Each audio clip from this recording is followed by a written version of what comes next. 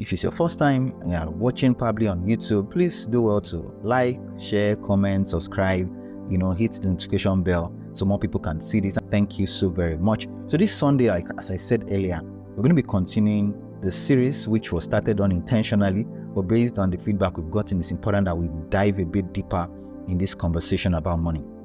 So 2 weeks ago, we talked about managing money, and last week we talked about the compounding interest. And this particular Sunday, it's critical that we look at a part of this conversation that is maybe should have been a prerequisite to the other parts of the conversation.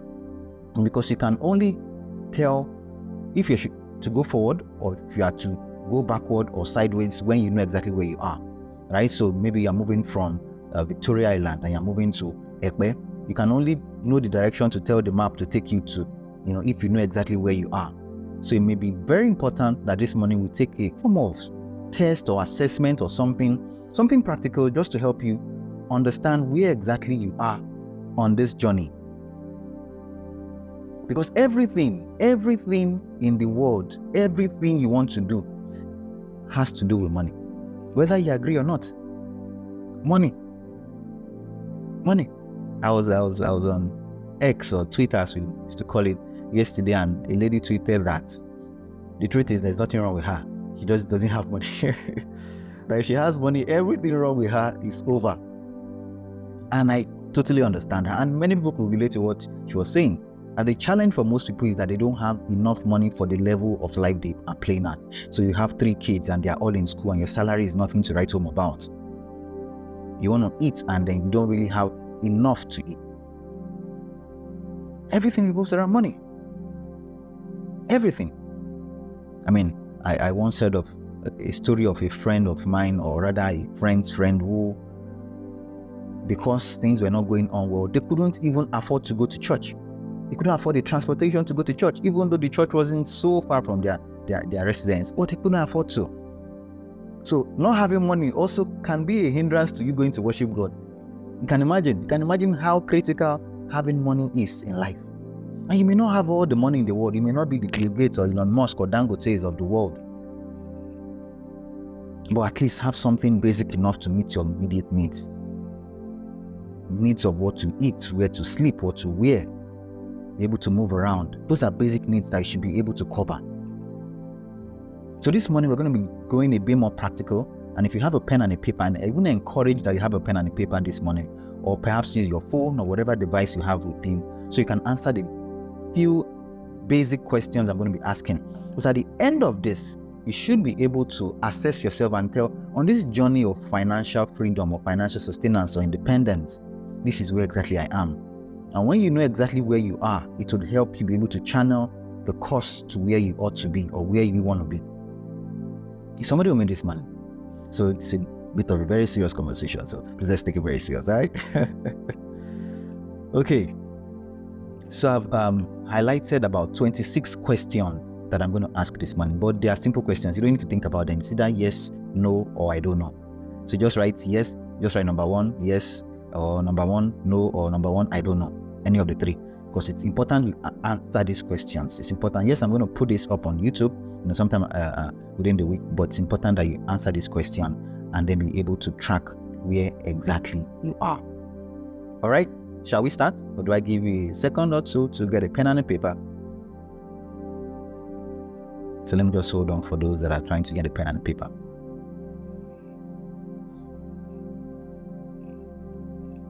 Okay, if you are there, let's get it on this morning. Okay, so number 1. The first question is this, and don't forget, you have to answer either yes or no, or perhaps say I don't know, because it's possible that you don't know if it's yes or no. Just put it down. Number 1, do you know your current financial status or net worth? Do you know your current financial status or net worth? So you answer yes, no, or I don't know. It's important for you to know how much you even have. A lot of people don't even know how much they have. They don't know their net worth. They don't know.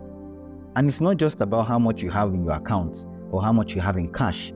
It also includes the properties you have, the land, the estimation of everything you have all together. Do you have an idea of your current financial status? Number 2, are you satisfied with your current financial status? That's the second question.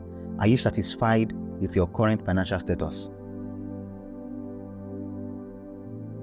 So, judging by everything you have put together now, say maybe you have 5 billion naira, everything put together. Is that satisfactory for you? Are you satisfied? Or maybe you have 10,000 naira. Whatever amount it is, doesn't matter. Don't forget, the purpose of we doing this morning is to help you know where exactly you are so we can chart a course going forward. So number 2 question is, are you satisfied with your current financial status? Yes, no, or I don't know. Number 3, are you aware of simple ways to improve your net worth? Are you aware of simple ways to improve your net worth? And this essentially means, do you know how to make more money? Do you know how to have more money? Do you know how to increase how much you have right now? That's the third question. Are you aware of the simple ways to increase or improve your net worth? Number 4, do you have enough savings to see through 6 months of normal living expenses if you lose your job? Do you have enough savings to see through 6 months of normal living expenses if you lose your job? So whether you lose your job, or you lose your business, or you run into death, or whatever it is that happens. So something just happens and then you don't have insurance, and the shop you have probably, God forbid, gets burnt or something. Do you have enough savings to be able to see through next 6 months of your life? Even if you don't make 1 naira, at least you are okay for, to an extent you're okay. Number 5, do you save money on a regular basis? Do you save money on a regular basis? Meaning,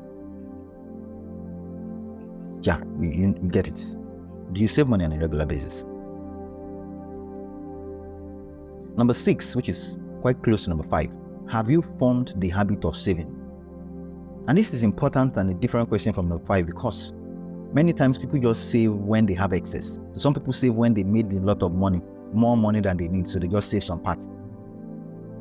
But the question is, have you formed the habits of saving? So for every income you make, whether it's much, whether it's little, whatever it is, you save something. Have you formed that habit? Is it part of you? Do you even save without thinking about it? You just, when it comes in and you just take your savings aside, do you do that? That's a question. Number 7, do you have a well-defined and documented financial goal? Do you have a well-defined and documented financial goal? Meaning, do you know how much you even want to? Do you know how much you want to have? Do you know how much you need to have for you to be able to meet your needs, or for you to say you are financially free? For some people, you may have 5 million naira, for instance, in your account, and you think you are okay. But the bills you have to sort in the next 1 year is 10 million naira. Until you've defined it, until you've documented it properly. Are you getting me this morning? So the question is, do you have a well-defined and documented financial goal? Did you answer yes or no or I don't know? Number 8, do you have a bank account? Yeah, I know. It looks like that's the easiest thing to open nowadays. But you'll be shocked how many people don't have bank accounts. You'll be shocked how many people do not have bank accounts. I recall when I started working for the first time, I was a pretty young boy then. And every money that comes in, you buy stuff. Any money that comes in, you keep it. But before you know, you buy stuff because you have access to it easily. Until one day, I think a customer came then, and then the man helped me, and I was able to open a bank account. And within a month, I was surprised at how much I had put aside. Because before they know it, break time, I'd run to the bank. Those days there were no online transaction where you have to go to the bank. You have to go to the bank and join the queue. But it was such an exciting thing for me as a young person that I would run to the bank and just go put money in there. So do you have a bank account? Number 9, do you reconcile your bank statements every month? I know it may seem like every month, that's too much. But do you do that? And it's okay, there are no wrong or right answers. Don't forget, you are trying to know exactly where you are on this path of financial freedom. And my job here is just to help you, to guide you. Right? Everybody's on the path of financial freedom. Nobody has it all put together. So do you reconcile your bank accounts every month? Number 10, do you keep records of your income and of your expenditure? Every expenditure, every income you make, do you document them? Do you keep records of them? Yes, no, or I don't know. Number 11, how do you know how much, let me rephrase that. Do you know how much you spend on a monthly basis? If I'm asking you now that how much do you spend every month, do you have an idea? Do you know how much you spend on a monthly basis? Number 12, do you spend less than you earn? Do you spend less than you earn? Do you spend less than you earn? See, if you wear tomorrow's clothes today, you'll probably be naked tomorrow. So you can't meet every want you have. Even for your needs, you have to have an order of priority. So the question is, do you spend less than you earn? Number 13, do you have a household budget and you are successful at managing it? Do you have a budget for your home, for your family, how much you guys spend periodically, and you've been able to manage it, you're able to spend within that budget? Do you have a household budget and you are successful at managing it? Number 14, do you avoid major credit purchases? Do you avoid major credit purchases? See, many times, and let me shake some tables this morning. Many times, ladies especially, I think men do, but I don't know how far true that is. Many times you don't have money, and then someone, your friend, your clique, they will come with Ashwebi, and they say the Ashwebi is 120k.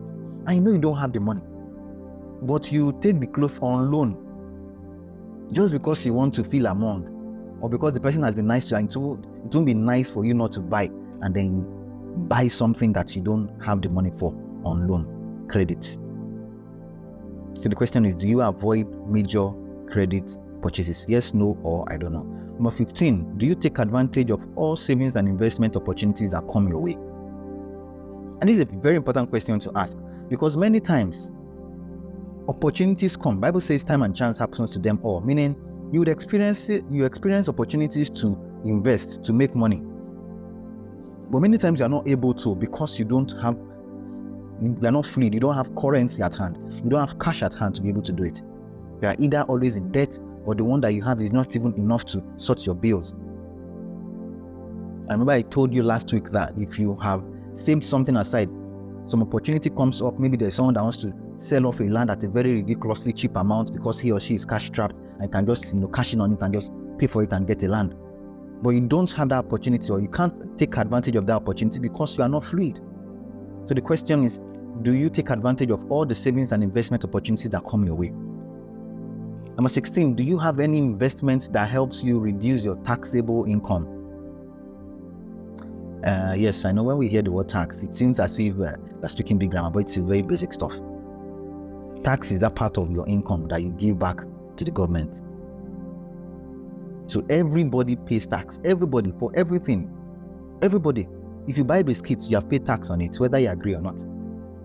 But people that are really wealthy have mastered the art of, they buy stuff, but then they use the stuff they buy to tie money down so they don't have to pay a lot of tax. But I'll talk about that on some other conversation, not today. That's not where we're going to today.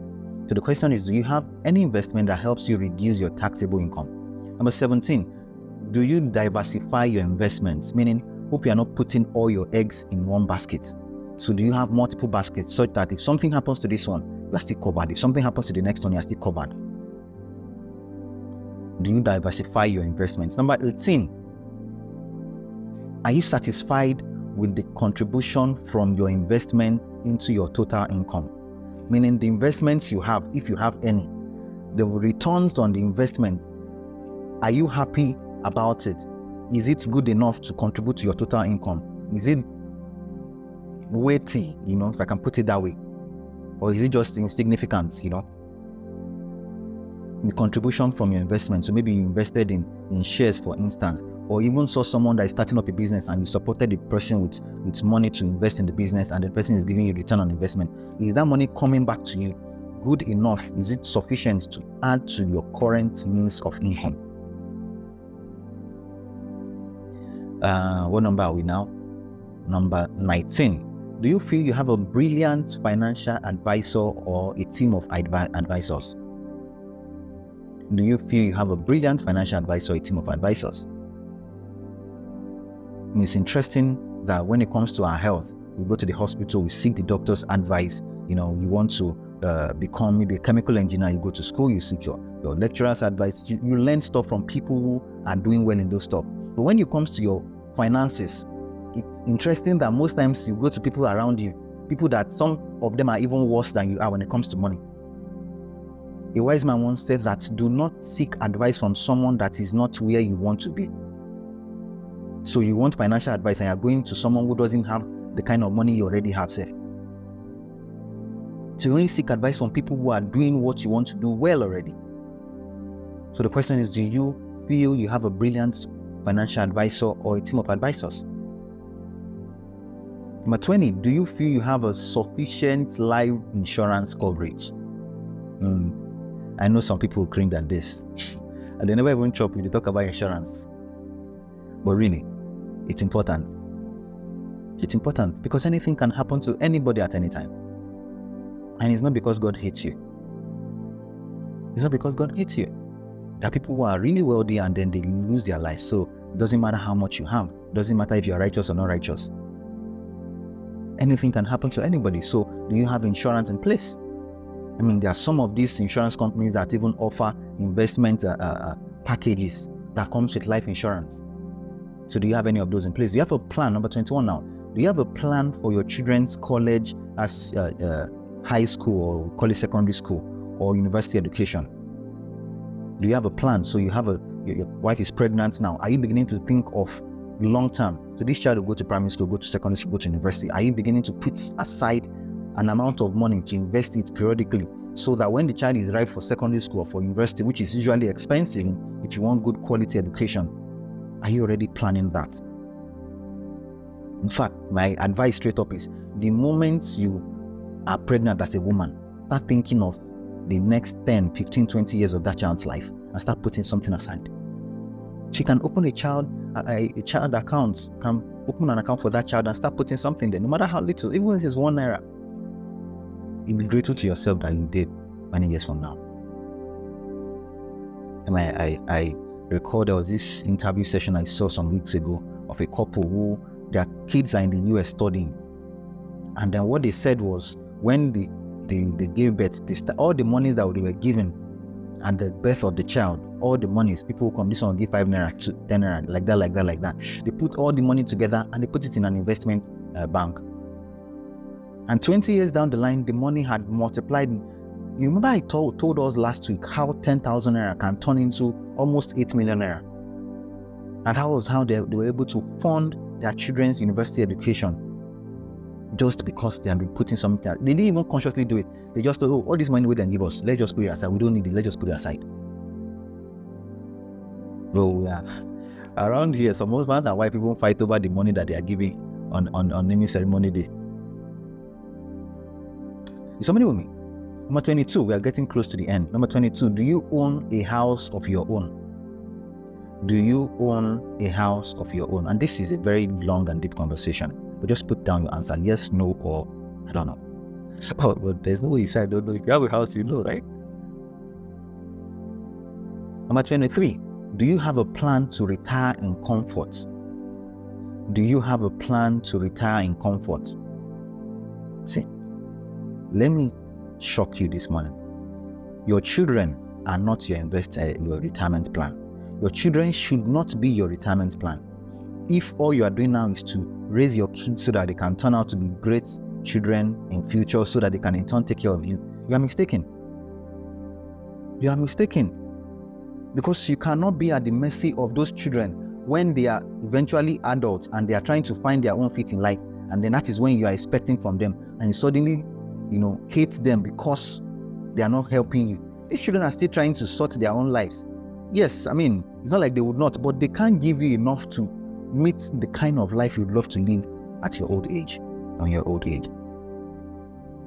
So your children are not your retirement plan. So you have to plan your own retirement too.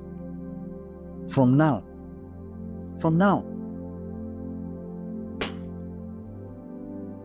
A very dicey question, which is number 24, is have you prepared your will?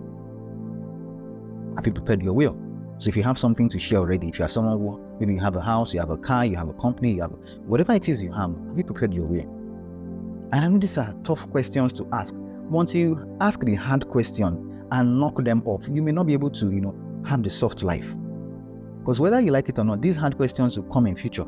They will come and haunt you. So the earlier you ask them, get answers to them, move on from them, the better it is for you. Number 25, the penultimate question. Are you in control of your financial future? I know I've asked this in different dimensions, but this is a very direct one. Are you in control of your financial future? Or is your financial future dependent on someone else today? Are you in control of your financial future? And then the last question, and this is really important because it's about impact. Life is not just about what you get, but also about what you give. So the question would be that, are you satisfied with the contribution you've made to the world? Are you satisfied with the contribution you've made to the world? Those are the 26 questions. So for those calling, please hold on. I'm going to round up this shortly so we can take calls, because I would really love to take calls this morning. So if you've put down answers to this question, you're going to mark yourself this morning, and you can tell where you are on the journey of your financial freedom. And you can tell where you are by yourself.